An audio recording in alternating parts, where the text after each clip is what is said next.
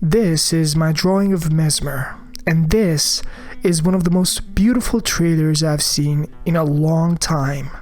Examining it as a lore enthusiast urges me to have some skin in the game.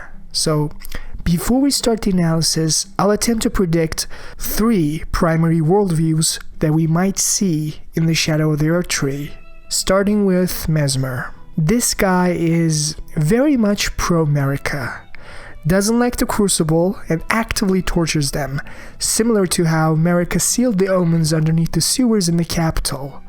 Messmer is going a few steps further, following our lead in the Shadow Realm. Leading to Miquella. Understanding him is very important. He's very much anti-Marika, in the sense that he values the Crucible and the Omens as shown with his Erdtree project, and wants to create an environment where these beings can live in peace. After all, in the cut content, Miquella was very clear on his intentions regarding how he wants all things to flourish, whether graceful or malign. That certainly includes the poor Crucible beings that are purged by Messmer. And finally, the mysterious part of the puzzle, Saint Trina, Miquella's other self, representing the worldview of the Newmans, Nogs, and the Carians. Although Miquella needed to abandon Saint Trina, his fate, to access the Shadow Realm, she will have an important function within the narrative. Now, before I explain how these conclusions were made, I want to start the analysis here. In Farum Azula, we have beastmen and the banished knights, who are related to the dragons. They worship the dragons, and those who live in death drop this Sun Realm shield. Shield of honor depicting a city crowned by the sun. It has seen better days. Much like the wear upon the shield, the seed of the sun is long faded away. If you look at the state of the land, it sure did see better days. This city, crowned by the sun, is dragon-aligned and has their ties to Farum Azula. And the symbol that resides in the fire giant machines Messmer is using is the sun, clearly shown in the first trailer. And Messmer himself has draconic symbols aiding his serpent design. In this scene, beastmen in Farum Azula who worship the dragons is seen to fight the Crucible Knights. As a thematic connection, I hope you can see where I'm getting at. In the Shadow Realm, Messmer, who has draconic and serpent design, is also fighting the Crucible civilization, but this time the dynamic favors his troops. That sun motif Messmer currently embodies is very much reminiscent of the Erdtree and Marika in the current era. Unlike what you might believe, Messmer is very much pro-Marika. Just like how Marika banished and repressed the Crucible underneath the sewers, Messmer is following in her footsteps, torturing them in the Shadow Realm. If you look at the architecture of the Crucible city Messmer is trying to purge, it is very similar to the first trailer shot, where we've talked about how this crumbling city was giving off Farum Azula vibes. And if we look at the Crucible city and compare it with this shot, we can say that this will be the remains of that purging war, which we'll hopefully be able to explore. If you look at the side of grace here, I don't see why this would not be one of the main dungeons of the DLC. And so too was Shadow of Born. It is very easy to misinterpret the Shadow of being born as the Rune of Death being born, but that's not the insinuation. The Rune of Death already existed long before Marika's Golden Order. Just like Enya says, the Rune of Death was plucked from the Order upon its creation. And the Shadow was born, meaning the Shadow Realm was born. Everything Marika will soon repress as her shadow. Do you remember how Miyazaki said in the previous interview that the title of the DLC has a bit of a secret, that it was veiled and hidden from the lands between for reasons he won't explain? That reason for the existence of the Shadow Realm was the birth of our Golden Order. This is why, she goes, Miquella the Kind spoke of the beginning, an affair from which gold arose. That's how the Shadow Realm, as Miyazaki said, were physically disconnected from the lands between while still occupying the same space. And this is the single most important item description to make sense of what Marika is doing here. Thought to have been used to hone the weapons of the champions of the war against the giants at the birth of the Erdtree. First of all, I want you to carefully listen to this part, and music will play that will be familiar to all of you who have completed the game. An affair from which gold arose.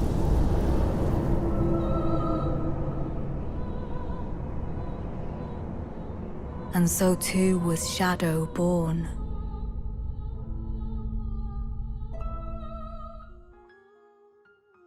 This is the moment when the Elden Beast is taking corporeal shape as the Elden Ring, in the birth of the Erdtree.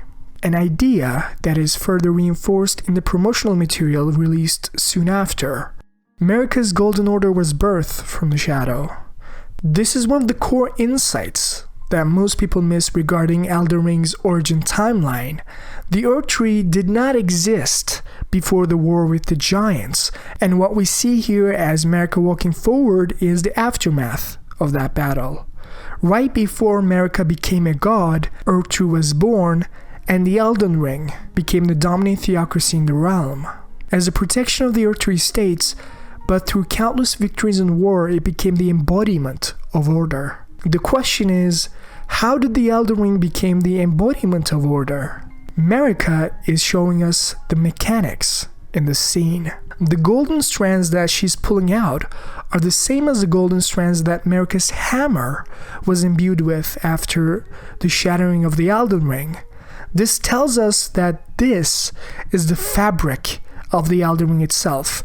Marika has woven it herself directly. This is the power and the source of the Crucible incantations, where all life was once blended together. To be precise, the pose Marika is doing here is the Rune of Life.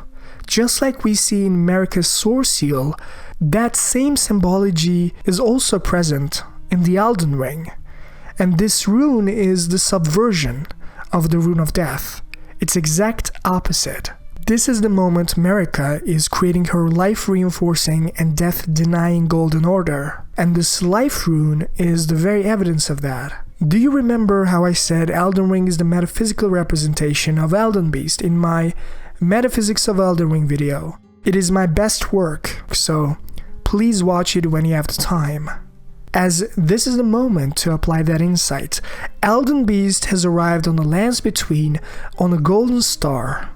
Marika has been chosen as the patron goddess by the greater will, but the issue is that the giant's flame was burning with intensity, which prevented the Erdtree's birth. Marika and Godfrey's troops had defeated the giants, sealed the flame of the forge, paving the way for the Elden Beast to be extracted from this satchel of cloth. Marika afterwards creating the Rune of Life by using the Crucible as an embodiment of order into the Elden Ring. And soon after this scene, she will embody the Elden Beast within her flesh, as shown in the Radagon's final boss scene, which is why the trailer says, the seduction. What does this mean?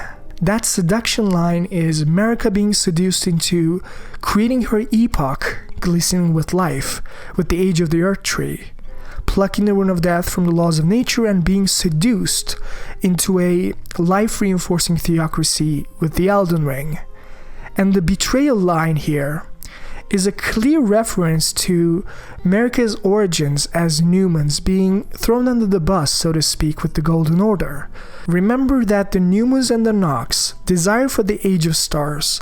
They've invoked the Greater Will's ire due to the Fingerslayer blade harming its vessel to fingers. Marika, instead of being their Queen of the Night like Ranni in the base game, decided to create her Golden Order and the Erdtree, which did not win the favor of her Numan people. They tried to attack, but eventually were banished underground by the Greater Will. The Eternal Cities repressed, similar to the Crucible. That was Marika's betrayal. Betrayal to her own kind.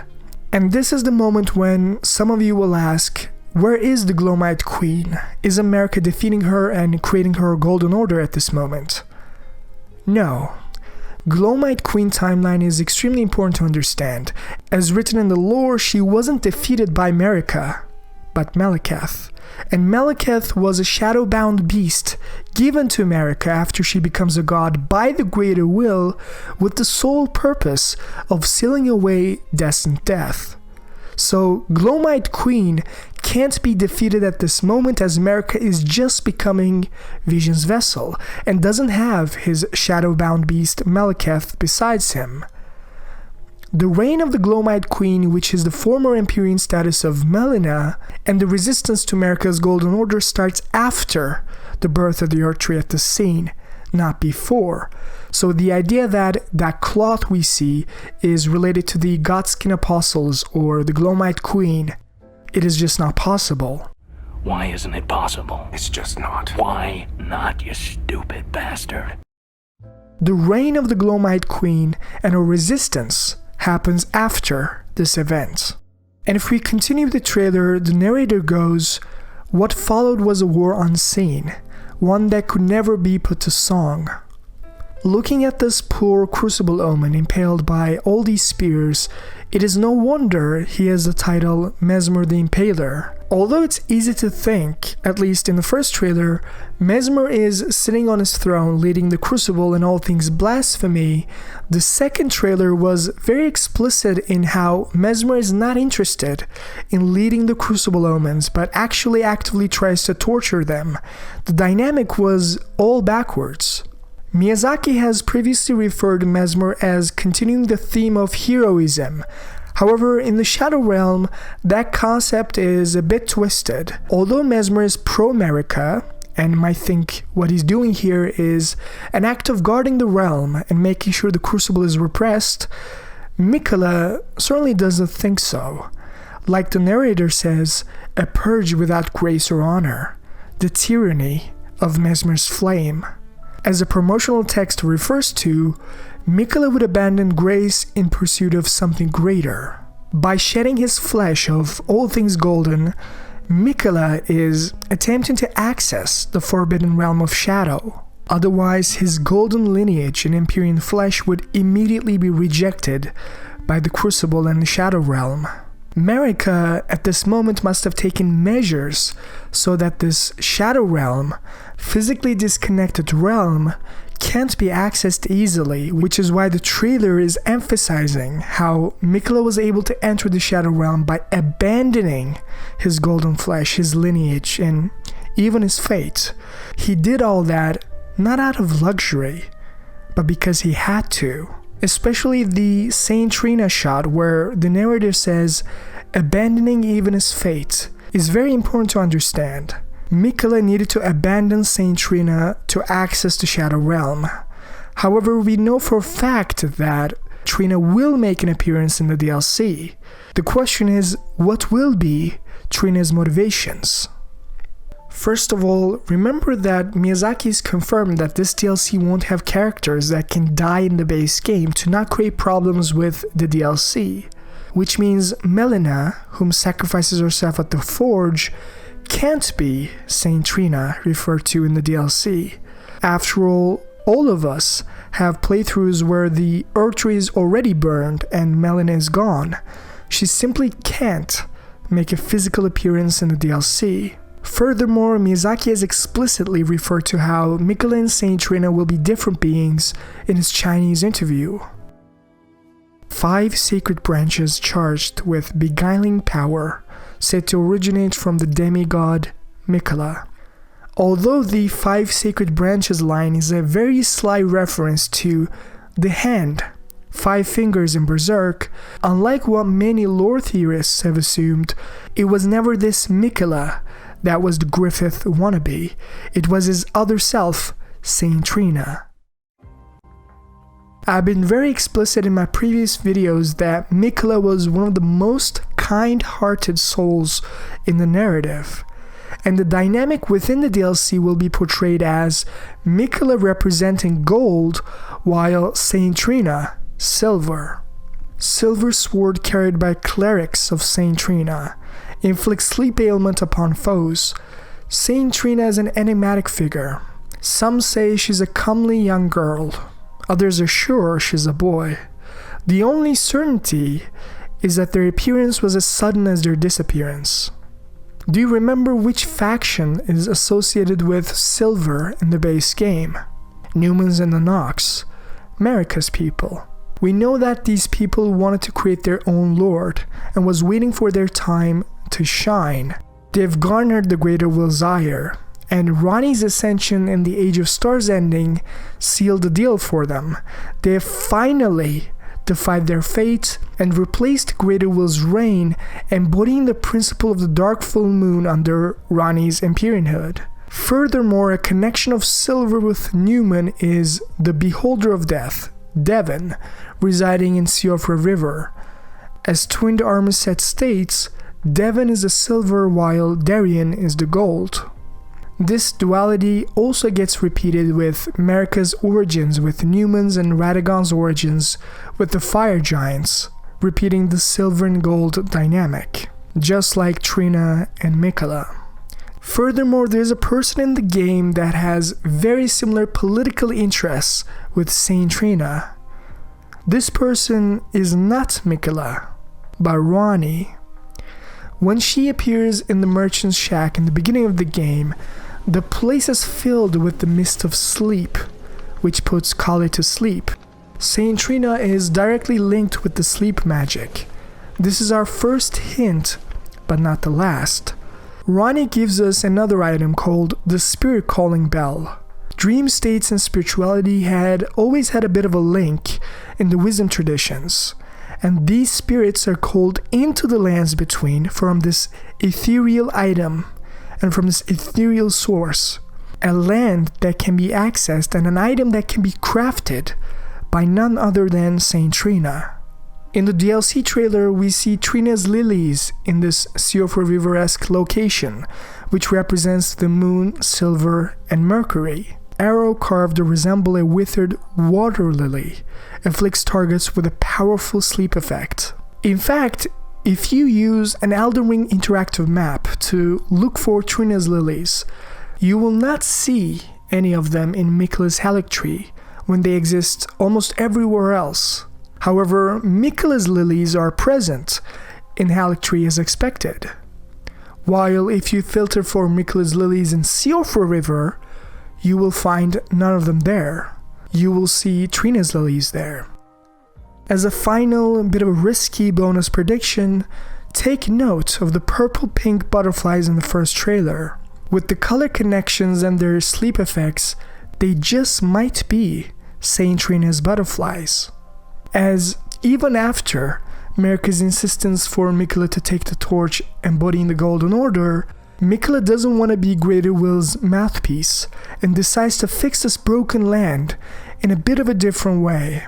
And we, as a Tarnished, are here to follow his grace. Miquella, although understanding his mother Marika's desire to create an epoch glistening with life, he knows how unsustainable, unnatural, and illusory an existence without death is, without the Crucible is. He understands how the origins of this land needs to be reinstated back from the suppressed depths of the Golden Order, as this is the only way this broken land could be fixed in the deepest sense. The shadow work that we'll all do on June 21st. If you enjoyed this analysis, please give it a like and subscribe to support the channel. I really enjoyed making this video, so let me know your thoughts in the comments below. And as always, thanks for watching.